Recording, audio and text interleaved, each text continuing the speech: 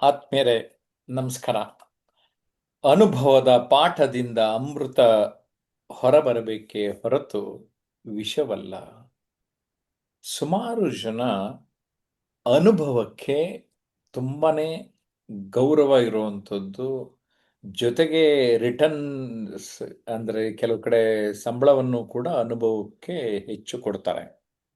ಆದರೆ ಈ ಅನುಭವದಿಂದ ಸಕಾರಾತ್ಮಕ ವಿಚಾರಗಳು ಹೊರಬರಬೇಕೇ ಹೊರತು ನಕಾರಾತ್ಮಕ ವಿಚಾರಗಳು ಬರಬಾರದು ಅನ್ನುವಂತಹ ಒಂದು ಅಂಶ ಕೂಡ ಇಲ್ಲಿದೆ. ನಾನು ಅನುಭವದ ಪಾಠ ಅನ್ನೋದಕ್ಕಿಂತ ಅನುಭವದ ಪಾಕ ಅಂತ ಅಂದ್ರೂ ಸರಿ ಒಪ್ಪುತ್ತೆ ಅಂತ ನಂಗೆ ಅನ್ನಿಸ್ತಾ ಇದೆ.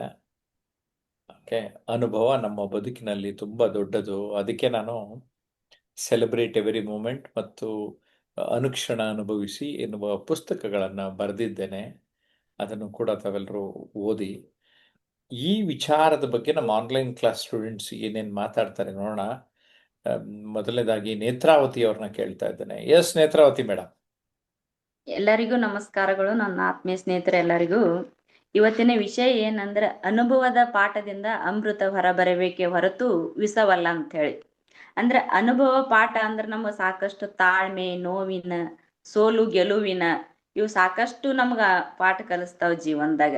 ಮತ್ತೆ ಇಲ್ಲಿ ನಾವು ಅಮೃತವನ್ನು ಶಾಂತಿ, ಜ್ಞಾನಕ್ಕಾಗಿ ಪ್ರೇರಣೆ ಮತ್ತೆ ವಿಷ ಅಂದ್ರೆ ದ್ವೇಷ, ಕೋಪ, ಅಸೂಯೆ, ಇದಕ್ಕ ನಾವು ಅಂಧಕಾರ ಇವೆಲ್ಲ ಅಸೂಯೆಗೆ ವಿಷಕ್ಕೆ ಹೋಲಿಸ್ತೀವಿ. ಮತ್ತ ಈಗ ನಾವು ಜೀವನದಾಗ ಸಾಕಷ್ಟು ಅನುಭವ ಎಲ್ಲ ಈಗ ಸ್ಕೂಲ್ ಒಳಗೊಂದು ಎಕ್ಸಾಂಪಲ್ ಅಂದ್ರ ಈಗ ನಾವು ಸ್ಕೂಲಿಗೆ ಹೋಗಿರ್ತೀವಿ, ಅಲ್ಲಿ ಏನೋ ಮಕ್ಳು ತಪ್ಪು ಮಾಡಿದ್ರು ಪೇರೆಂಟ್ಸ್ ಏನಂತಾರ ಅಂದ್ರ ಶಾಲ್ಯಾಗಿದೆ ಹೇಳ್ತಾರೆ ನಿಮ್ಗ ಅಂತ ಹಿಂಗ್ ಕೇಳ್ತಿರ್ತಾರ. ಆದ್ರ ಯಾವುದೇ ವಿಷಯಗಳು ಪ್ರತಿಯೊಂದು ಶಾಲೆಯಲ್ಲಿ ಹೇಳುದಿಲ್ಲ, ಕೆಲವೊಂದು ಅನುಭವ ಮುಖಾಂತರ ನಾವು ಕಲಿಬೇಕಾಗ್ತದ. ಅಂತ ಅನುಭವಗಳು ಇಲ್ಲಿ ಜೀವನದ ಸತ್ಯಗಳು ತಿಳಿಸುತ್ತಾವ ಅಂತ ಹೇಳ್ತೀನಿ. ಮತ್ತೆ ಈಗ ನಮ್ಗ ಯಾರಾದ್ರೂ ಒಬ್ರು ಮೋಸ ವಂಚನೆ ಮಾಡಿದ್ರ ನಮ್ಗೆ ನಾವು ಅದರದಿಂದ ಸಾಕಷ್ಟು ಆ ಘಟನೆಯಿಂದ ಸಾಕಷ್ಟು ಪಾಠ ಕಲಿತು ಮುಂದಿನ ದಿನಗಳಲ್ಲಿ ಎಚ್ಚರಿಕೆಯಿಂದ ಇರ್ತೀವಿ. ಅಂದ್ರೆ ಯಾವಾಗಲೂ ಮನುಷ್ಯಾಗ ಒಂದು ಒಂದು ಜೀವನ ಅನ್ನೋದು ಒಂದು ಸಂದರ್ಭ ಕಹಿ ಆಗಿರ್ತದ, ಒಮ್ಮೆ ಮಧುರವಾಗಿರ್ತದ. ನಾವು ಸ್ವೀಕರಿಸುವ ಮನೋಭಾವ, ನಾವು ನಮ್ಮಲ್ಲಿ ಯಾವ ರಸ ಉತ್ಪನ್ನ ಮಾಡ್ಕೊಂಡು ನಾವು ಯಾವ ತರ ನಮ್ಮ ವ್ಯಕ್ತಿತ್ವ ಬೆಳವಣಿಗೆ ಮಾಡ್ಕೋತೇವ ಅದ್ರ ಮೇಲೆ ನಿರ್ಧರಿತವಾಗಿರ್ತದ ಅಂತ ಹೇಳ್ತೀನಿ. ಮತ್ತೆ ಈಗ ಭಾರತೀಯ ಒಂದು ಶಾಸ್ತ್ರದಲ್ಲಿ ನಾವು ಒಂದು ಪೌರಾಣಿಕವಾಗಿ ನೋಡ್ಬೇಕಾದ್ರೆ ಈಗ ವಿಷ ಮತ್ತು ಅಮೃತ ಅಂದ್ರ ಸಮುದ್ರ ಮಂಥನ ನಡೆದಾಗ ಅಲ್ಲಿ ಅಸುರರು ಮತ್ತು ದೇವತೆಗಳು ಒಂದು ಮಥನ ಮಾಡುವ ಸಮಯದಲ್ಲಿ ಮೊದಲು ವಿಷ ಹೊರಗೆ ಬರ್ತದ, ಆಮೇಲೆ ಅಮೃತ ಹೊರಗೆ ಬರ್ತದ. ಅದೇ ತರ ಜೀವನ ಎಂಬ ಒಂದು ಮಥನದಲ್ಲಿ ಮೊದಲು ಜೀವನ ಅನ್ನೋದು ಮತನ ಆ ಸಂದರ್ಭದಲ್ಲಿ ನಮ್ದು ವಿಷ ಅನ್ನೋದು ಯಾವುದು ಜೀವನ ಅಂತಂದ್ರ ಆಲೋಚನೆಗಳು ಮತ್ತ ನಮ್ದು ಸೃಷ್ಟಿ ಅವು ಎಲ್ಲಾ ವಿಷವಾಗಿ ಹೊರ ಬರ್ಬೇಕಾದ್ರೆ ಆ ಸಂದರ್ಭದಲ್ಲಿ ನಾವ್ ಏನ್ ಮಾಡ್ತೇವೆ ಅಂದ್ರ ಸಮುದ್ರವನ್ನು ಮತಿಸಿದ ಅದ್ರ ಹೊರ ಬರುವ ರೀತಿಯಲ್ಲಿ ಜೀವನದ ಒಂದು ಸಮುದ್ರ ಮತ್ತು ಅನುಭವ ಆದಾಗ ನೋವು, ವಿಷ, ಬೋಧನೆ, ಅಮೃತ ಅದ್ರ ಹೇಗೆ ಬೆಳೆಸ್ತೀವಿ, ಅದನ್ನ ಹೇಗೆ ನಾವು ಕಾರ್ಯರೂಪಕ್ಕೆ ತರ್ತೀವಿ ಅನ್ನೋದು ನಮ್ಮ ವ್ಯಕ್ತಿತ್ವ ಮೇಲೆ ನಿಂತದ ಅಂತ ಹೇಳಿ ನಾನು ಮಾತು ಮುಗಿಸ್ತೀನಿ. ಧನ್ಯವಾದ. Okay, yes. ಈ ವಿಚಾರದ ಬಗ್ಗೆ ಶಂಕರ್ ಏನ್ ಹೇಳ್ತಾರೆ ಕೇಳೋಣ. ಎಸ್ ಶಂಕರ್. ನಮಸ್ತೆ, ಎಲ್ರಿಗೂ ನಮಸ್ಕಾರ. ಅನುಭವ ಪಾಠದಿಂದ ಅಮೃತ ಹೊರಬರೋದಕ್ಕೆ ಹೊರತು ವಿಷವಲ್ಲ. ಇದು ತುಂಬಾ ಒಳ್ಳೆ ವಾಕ್ಯ. ಇದು ನಮ್ಮ ಎಲ್ರಿಗೂ ಅನ್ವಯಿಸುವಂತ ಒಂದು ಅದ್ಭುತವಾದ ವಾಕ್ಯ. ಯಾಕೆಂದ್ರೆ ಈಗ ನಾವು ಅನುಭವದ ಮುಖಾಂತರ ಅಂದ್ರೆ ವಯಸ್ಸು ಅಥವಾ ಯಾವುದೇ ಒಂದು ಕ್ಷೇತ್ರದಲ್ಲಿ ಅವ್ರು ಯಾವ ಕ್ಷೇತ್ರದಲ್ಲಿದ್ದಾರೆ ಆ ಕ್ಷೇತ್ರದಲ್ಲಿ ಎಷ್ಟು ಸೇವೆ ಆಗಿದೆ ಅದ್ರ ಮುಖಾಂತರ ಅವ್ರಿಗೆ ಅನುಭವ ಆಗ್ತಾ ಇರುತ್ತೆ. ಅವ್ರ ವಯಸ್ಸಿಗೆ ಅನುಗುಣವಾಗಿ ಅಥವಾ ಅವರು ಸೇವೆ ಸಲ್ಲಿಸಿರ್ತಕ್ಕಂಥ ಈಗ ದೊಡ್ಡ ದೊಡ್ಡ ಹುದ್ದೆಗಳಲ್ಲಿ ಇರ್ತಕ್ಕಂಥ ಅಧಿಕಾರಿಗಳಿರ್ಬೋದು ಅಥವಾ ರಾಜಕಾರಣಿಗಳು, ಉದ್ದಿಮೆದಾರರಿರ್ಬೋದು, ಸಿನಿಮಾ ರಂಗದಲ್ಲಿ ಇರ್ಬೋದು, ಇವರೆಲ್ಲ ಸಮಾಜದ ಮೇಲೆ ಪ್ರಭಾವ ಬೀರುವಂತವ್ರು. ಹಾಗೇನೆ ನಾವು ಕೂಡ ನಮ್ಮ ಜೀವನದಲ್ಲಿ ನಮ್ಗೆ ವಯಸ್ಸಾಗ್ತಾ ಅಂತ ಇರ್ಬೋದು ಅಥವಾ ನಮ್ಮ ದಿನನಿತ್ಯದ ಘಟನೆಗಳು ಅಥವಾ ನಮ್ಮ ಜೀವನದಲ್ಲಿ ಬರುವಂತ ಘಟನೆಗಳು, ಸನ್ನಿವೇಶಗಳಿಂದ ಅದರ ಅನುಭವದ ಆಧಾರದ ಮೇಲೆ ನಾವು ಪಾಠ ಕಲಿತಾ ಹೋಗ್ಬೇಕು. ಒಳ್ಳೆ ಪಾಠ ಕಲ್ತಿರ್ತೀವಿ ಅದರಿಂದ ತಾಳ್ಮೆಯನ್ನು ಬೆಳೆಸ್ಕೋಬೇಕು. ತಾಳ್ಮೆ, ಧೈರ್ಯ, ಒಂದು ಯಾರಾದ್ರೂ ನಮ್ಗೆ ನೋವು ಕೊಟ್ಟಿದ್ರೆ ಕ್ಷಮಾ ಗುಣ, ಇವುಗಳನ್ನೆಲ್ಲ ಬಳಸ್ಕೊಂಡು ನಮ್ಮ ಅನುಭವದಿಂದ ಅದೊಂದು ಅಮೃತದ ರೂಪದಲ್ಲಿ ನಮ್ಮ ಜೀವನದಲ್ಲಿ ಬದಲಾವಣೆ ಆಗ್ಬೇಕು. ನಾವು ಬೇರೆಯವರೊಂದಿಗೆ ವ್ಯವಹರಿಸೋದು ಬದಲಾಗ್ಬೇಕು. ಅಥವಾ ಬೇರೆಯವ್ರಿಗೆ ಯಾರಿಗಾರು ಮಾರ್ಗದರ್ಶನ ನೀಡೋದಿರ್ಬೋದು. ಈಗ ದೊಡ್ಡ ದೊಡ್ಡ ಹುದ್ದೆಯಲ್ಲಿ ಇರ್ತಕ್ಕಂಥವ್ರು, ಅವ್ರಿಗೆ ತುಂಬಾ ಅನುಭವ ಇರುತ್ತೆ, ಒಂದು ಜ್ಞಾನ ಭಂಡಾರ ಎಲ್ಲ ಗೊತ್ತಿರುತ್ತೆ. ಆ ಅನುಭವದಿಂದ ಅವರು ಸಮಾಜಕ್ಕೆ ಒಳ್ಳೇದ್ ಮಾಡ್ಬೋದು. ಆದ್ರೆ ಕೆಲವೊಮ್ಮೆ ಅವರು ಅವರ ಒಂದು ಅಹಂ ಅಥವಾ ಅಧಿಕಾರದ ಪ್ರಭಾವದಿಂದ ಏನೋ ಕೆಟ್ಟದ್ದನ್ನೇ ಮಾಡ್ತಾರೆ, ಅಥವಾ ಅವ್ರ ಅನುಕೂಲಕ್ಕೋಸ್ಕರ ಅವ್ರ ಅನುಭವನ ಅಥವಾ ಅವ್ರ ಒಳ್ಳೆತನನ ಅವ್ರ ಹುದ್ದೆನ ದುರ್ಬಳಕೆ ಮಾಡ್ಕೊಳ್ತಾರೆ. ಈ ತರ ಆಗ್ಬಾರ್ದು ಜೀವನದಲ್ಲಿ. ಈಗ ನಾವು ವಯಸ್ಸಲ್ಲಿ ಕಡಿಮೆ ಇರೋರು ಏನೋ ಒಂದು ತಪ್ಪು ಮಾಡಿದ್ರೆ ಅದನ್ನ ಹೋಗ್ಲಿ ಅಂತ ಹೇಳಿ ಒಪ್ಕೋಬಹುದು. ಯಾಕೆಂದ್ರೆ ವಯಸ್ಸು ಚಿಕ್ಕದಿರುತ್ತೆ. ಈಗ ಚಿಕ್ಕ ಹುಡುಗರು ಏನೋ ತಪ್ಪು ಮಾಡಿದ್ರೆ ಅಥವಾ ಓದೋ ಹಂತದಲ್ಲಿ ತಪ್ಪು ಮಾಡಿದ್ರೆ ಅದನ್ನ ಮನ್ನಿಸ್ಬೋದು. ಆದ್ರೆ ವಯಸ್ಸಾಗ್ತಾ ಆಗ್ತಾ ಅನುಭವ ಆಗ್ತಾ ಆಗ್ತಾ ಅವ್ರು ಮಾಡೋ ತಪ್ಪುಗಳನ್ನ ಮನ್ನಿಸ್ಲಿಕ್ಕೆ ಆಗಲ್ಲ. ಯಾಕೆಂದ್ರೆ ಅನುಭವದಿಂದ ವ್ಯಕ್ತಿ ಬದಲಾಗ್ತಾ ಹೋಗ್ಬೇಕು. ಆ ಅನುಭವದಿಂದ ಒಳ್ಳೆಯ ಇದು ಹೊರಬರ್ಬೇಕು. ಒಳ್ಳೆಯ ವ್ಯಕ್ತಿತ್ವ, ಒಳ್ಳೆಯ ನಡೆ, ಒಳ್ಳೆಯ ಮಾತು ಇದೆಲ್ಲ ಹೊರಬರ್ಬೇಕು. ಇಲ್ಲ ಅಂತಂದ್ರೆ ಈ ಅನುಭವದ ಪಾಠದಿಂದ ಮತ್ತೆ ವಿಷ ಹೊರಬಂದಂಗ ಆಗುತ್ತೆ. ಸೊ ಹಾಗಾಗಿ ನಮ್ಮ ಎಷ್ಟು ಅನುಭವ ಆಗಿರುತ್ತೆ, ಅನುಭವದಿಂದ ಒಂದು ಅಮೃತ ಹೊರಬರ್ಬೇಕು ಅಂತಂದ್ರೆ ನಮ್ಮ ಜೀವನದಲ್ಲಿ ಎಂತೆಂತ ಅನುಭವ ಆಗಿರುತ್ತೆ. ನಮಗ್ ಕೆಟ್ಟ ಅನುಭವ ಆಗಿದ್ರು ಕೂಡ ಅನುಭವದಿಂದ, ಆ ಕೆಟ್ಟ ಘಟನೆಗಳಿಂದ, ಕೆಟ್ಟ ಅನುಭವದಿಂದ ನಾವು ಒಳ್ಳೆ ಪಾಠವನ್ನು ಕಲ್ತ್ಕೊಂಡು ಆ ಒಳ್ಳೆಯದನ್ನ ಹೊರ ಜಗತ್ತಿಗೆ ಅಥವಾ ನಮ್ಮ ವ್ಯಕ್ತಿತ್ವದಲ್ಲಿ ರೂಪಿಸ್ಕೊಳ್ಬೇಕು. ಸೊ ಹೀಗಾಗಿ ನಮ್ಮ ಅನುಭವದ ಪಾಠದಿಂದ ಅಮೃತನೇ ಹೊರಬರಬೇಕು ಅಂತ ಹೇಳಿ ಬಯಸ್ತೀನಿ. ಇಷ್ಟ ಹೇಳಲಿಕ್ಕೆ ಅವಕಾಶ ಮಾಡಿಕೊಟ್ಟಿದ್ದಕ್ಕೆ ಎಲ್ರಿಗೂ ವಂದಿಸ್ತೇನೆ. ನಮಸ್ಕಾರ. ಓಕೆ ಶಂಕರ್, ಈಗ ವಂಗೆಮ್ಮ ಏನ್ ಹೇಳ್ತಾರೆ ಕೇಳೋಣ. ನಮಸ್ತೆ ಸರ್. ಅನುಭವದಿಂದ ಪಾಠ, ಅಮೃತದಿಂದ ಹೊರ ಹೊಮ್ಮಬೇಕು, ವಿಷವಲ್ಲ ಅಂತ ಹೇಳಕ್ ಇಷ್ಟಪಡ್ತೀನಿ ಸರ್. ನಮಗ ಆದಂತ ಅನುಭವದಿಂದ ನಮ್ಗೆ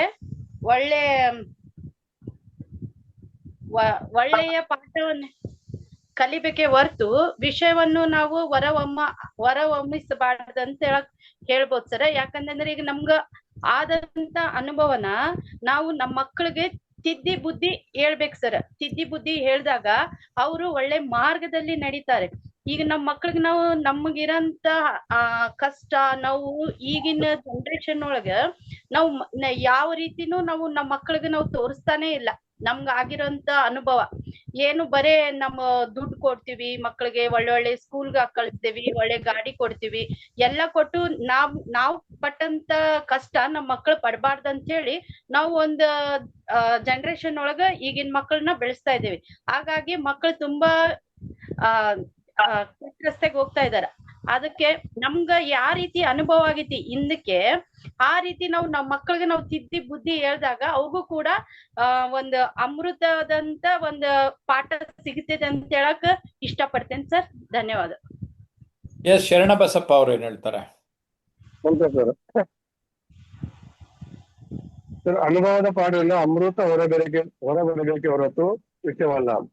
ಈ ವಿಷಯ ಹೇಳಿದಾಗ ಸರ್, ಮಕ್ಕಳು ಚಿಕ್ಕ ಇದ್ದಾಗ ಏನೋ ಸ್ಕೂಲಿಂದ ಏನಾದ್ರು ಒಂದು ಯಾರು ತಂತಿ ಸಿಗುತ್ತೋ ಏನೋ ಮನಿ ತರ್ತಾರ ಸರ್. ಕೆಲವು ಸಾರಿ ಆ ಮಕ್ಕಳಿಗೆ ತಿದ್ದಿ ಹೇಳ್ಬೇಕು. ಯಾವುದೇ ವಿಷಯಕ್ಕೂ ಯಾವುದೇ ಸಾಮಾನು ಮನಿ ತರಬಾರ್ದು. ಯಾರಿಗೆ ಅದನ್ನು ಬಿಟ್ಟು ಬರೆಯಬೇಕು ಅಂದ್ರೆ ನಮ್ಮ ಅನುಭವ ಸರ್. ಚಿಕ್ಕ ತರ್ತಾ ಇರ್ತಾರೆ ಸರ್ ಏನಾದ್ರು.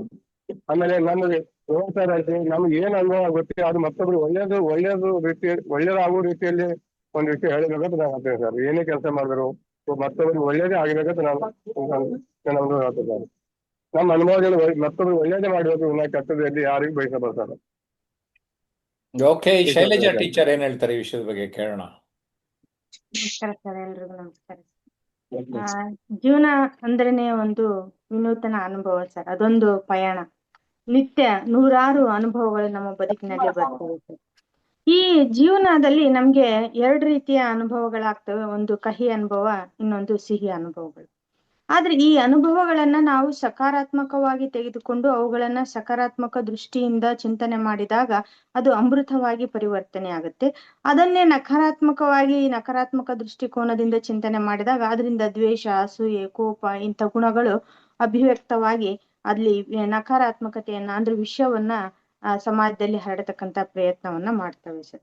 ಹಾಗಾಗಿ ನಾವೊಂದು ಕುವೆಂಪು ಅವ್ರು ಹೇಳ್ತಾರೆ, ಜೀವನವೇ ಒಂದು ಮಹಾಪಾಠ ಶಾಲೆ, ಅನುಭವವೇ ಅದರಲ್ಲಿ ಶಿಕ್ಷಕ ಅಂತ.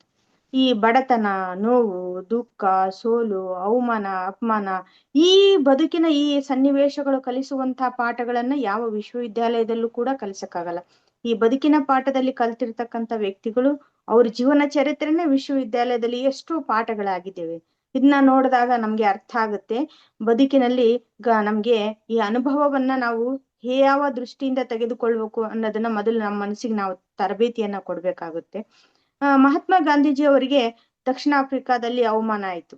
ಆಗ ಅವರು ಅದೇ ಅವರ ಒಂದು ಛಲವಾಗಿ ತೆಗೆದುಕೊಂಡು ಅಲ್ಲಿ ಕೂಡ ವರ್ಣಭೇದ ನೀತಿಯ ವಿರುದ್ಧ ಹೋರಾಟ ಮಾಡಿದ್ರು. ಮತ್ತೆ ನಂತರ ಭಾರತಕ್ಕೆ ಬಂದ್ಮೇಲೆ ಅದೇ ಭಾರತ ಸ್ವತಂತ್ರ ಹೋರಾಟಕ್ಕೂ ಕೂಡ ಕಾರಣ ಆಯ್ತು.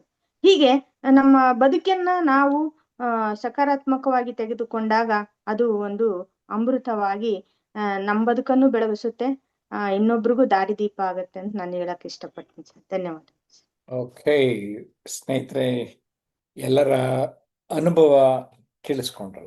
ನಿಮ್ಗೇನು ಅನ್ನಿಸ್ತಾ ಇದೆ ಈ ವಿಷಯದ ಬಗ್ಗೆ ಅನ್ನೋದನ್ನ ನೀವು ಕಾಮೆಂಟ್ ಮಾಡಿದ್ರೆ ನಮಗೆ ಗೊತ್ತಾಗ್ತದೆ. ಲೈಕ್ ಮಾಡಿ, 4-6 ಜನಕ್ಕೆ ಈ ವಿಡಿಯೋನ ಶೇರ್ ಮಾಡಿ, ಸಬ್ಸ್ಕ್ರೈಬ್ ಮಾಡಿಲ್ಲ ಅಂದ್ರೆ ಈಗಲೇ ಮಾಡಿ.